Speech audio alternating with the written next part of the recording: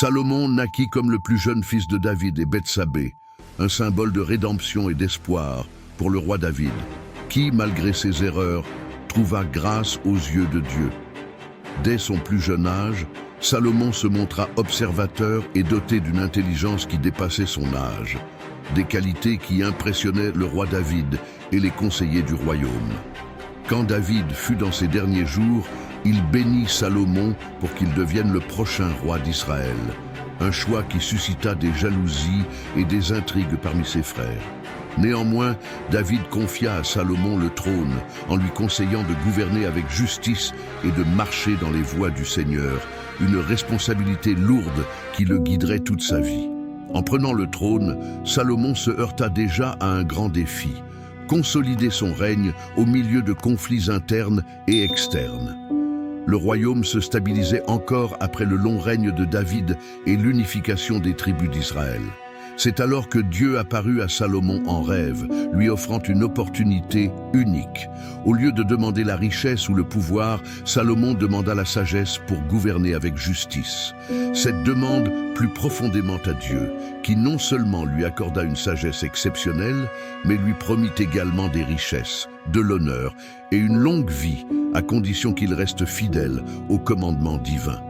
Ce fut l'un des premiers miracles dans la vie de Salomon, une preuve que Dieu était avec lui et l'avait choisi pour une mission spéciale. La première grande épreuve de sa sagesse survint avec le célèbre jugement des deux femmes qui revendiquaient la maternité du même bébé. Inspiré par Dieu, Salomon proposa de diviser l'enfant en deux, une suggestion qui poussa la vraie mère à se révéler en préférant que l'enfant vive.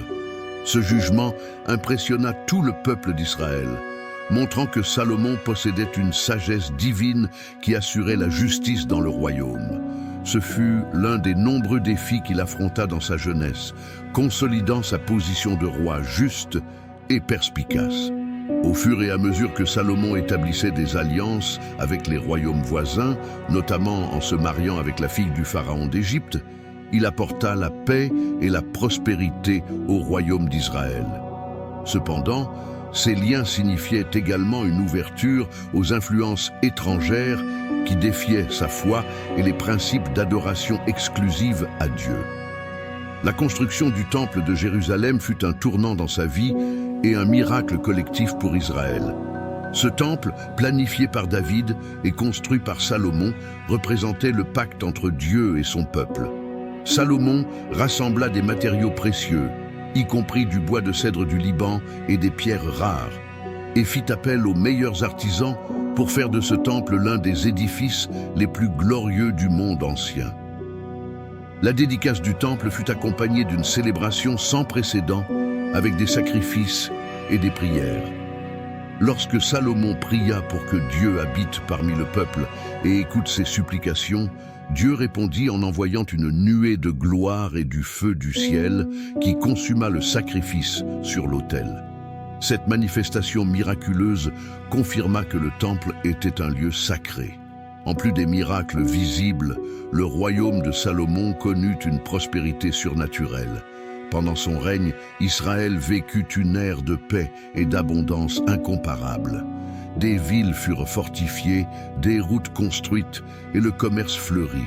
La renommée de Salomon se répandit dans tous les coins et son royaume prospérait avec des richesses apparemment inépuisables. Rois et dirigeants de terres lointaines venaient offrir des présents et écouter sa sagesse, apportant des trésors qui transformèrent Israël en une nation d'une richesse immense. Cette ère de prospérité fut en elle-même un miracle et une bénédiction de Dieu, et montrait comment l'obéissance à la volonté divine apportait paix et abondance au peuple. La visite de la reine de Saba marqua un autre moment d'épreuve et de gloire pour Salomon. La reine, venue d'une terre lointaine, entendit parler de la sagesse et des richesses de Salomon et décida de le mettre à l'épreuve avec des questions difficiles. Salomon répondit à toutes ces questions avec clarté et profondeur, l'impressionnant au point qu'elle reconnut que la sagesse et les bénédictions de Dieu étaient sur lui. La reine de Saba quitta Israël avec des cadeaux et des honneurs, mais surtout avec la certitude que Dieu était réel et qu'il bénissait les justes. Cet épisode confirma non seulement la renommée de Salomon, mais renforça aussi la foi d'Israël, en voyant que même les souverains étrangers reconnaissaient la souveraineté du Dieu d'Israël. Cependant, malgré toute cette gloire, Salomon commença à affronter des défis personnels qui mettraient à l'épreuve sa foi et sa fidélité à Dieu. Tout au long de sa vie, il contracta de nombreux mariages avec des femmes étrangères, et dans sa vieillesse, il se laissa influencer pour construire des autels pour d'autres dieux. Ce fut l'une des plus grandes erreurs de Salomon, car en cherchant à plaire à ses épouses, il s'éloigna des commandements de Dieu, permettant à Israël de se tourner vers l'idolâtrie.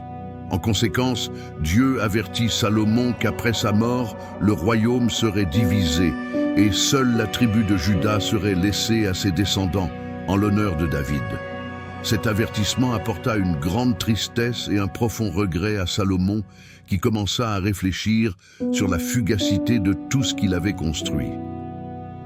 Dans les dernières années de sa vie, Salomon écrivit des réflexions profondes, réalisant que tout son succès et sa richesse étaient vains sans une vie dédiée à Dieu. Dans l'Ecclésiaste, il partage cette sagesse, décrivant la vanité des conquêtes terrestres et l'importance de craindre Dieu par-dessus tout.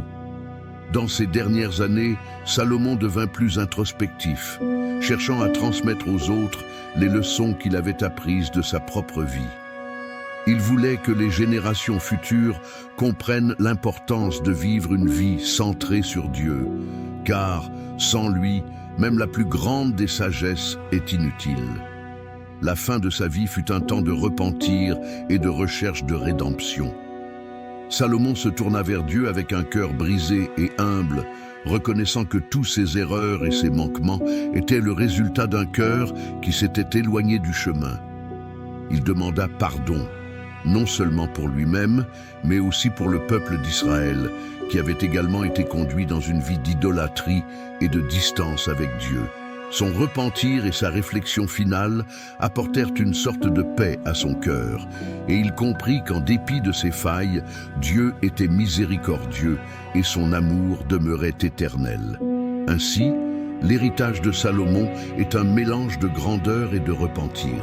Il nous rappelle que, bien que nous puissions posséder intelligence, pouvoir et richesse, tout cela est inutile sans une vie dédiée à Dieu.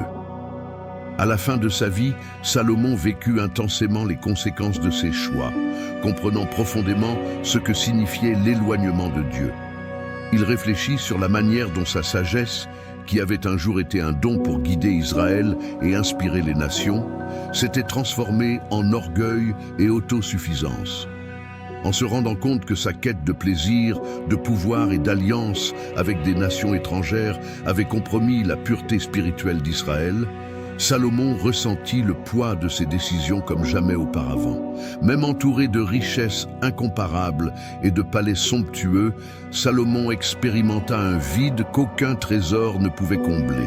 Il comprit qu'en son désir de plaire à ses épouses et de maintenir des alliances diplomatiques, il avait permis au cœur du peuple d'Israël de se diviser, compromettant le zèle et la dévotion exclusive au Dieu de ses ancêtres.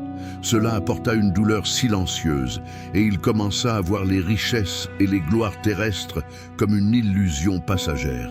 Dans l'Ecclésiaste, il exprime cette conclusion avec une phrase marquante. « Vanité des vanités, tout est vanité ».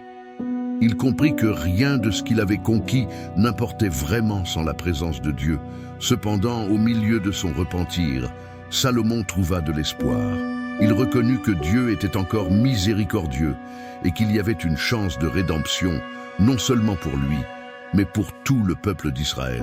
Ainsi, Salomon se tourna vers Dieu avec un cœur brisé et humble, lui demandant de pardonner ses fautes et de restaurer la pureté du peuple. Ce retour au Seigneur apporta une nouvelle perspective au vieux roi, qui chercha alors, par ses paroles et ses écrits, à laisser un héritage spirituel pouvant guider les générations futures. Dans ces derniers jours, Salomon se consacra à enseigner aux jeunes dirigeants et au peuple que sa véritable mission n'était pas de rechercher le pouvoir, le plaisir ou le statut, mais de vivre une vie de dévotion et de crainte de Dieu. Il encourageait les autres à apprendre de ses erreurs, à valoriser la foi et à chercher une vie de but et d'obéissance au Seigneur. Dans ses proverbes, il enseigne la prudence, l'importance de se détourner du mal et la valeur d'un cœur sage et pur devant Dieu. L'impact du règne de Salomon perdura pendant des générations.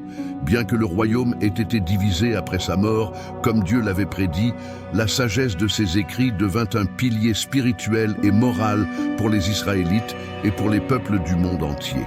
Les Proverbes, l'Ecclésiaste et le Cantique des Cantiques de Salomon sont encore aujourd'hui des sources d'enseignements profonds sur la vie, l'amour et la crainte de Dieu.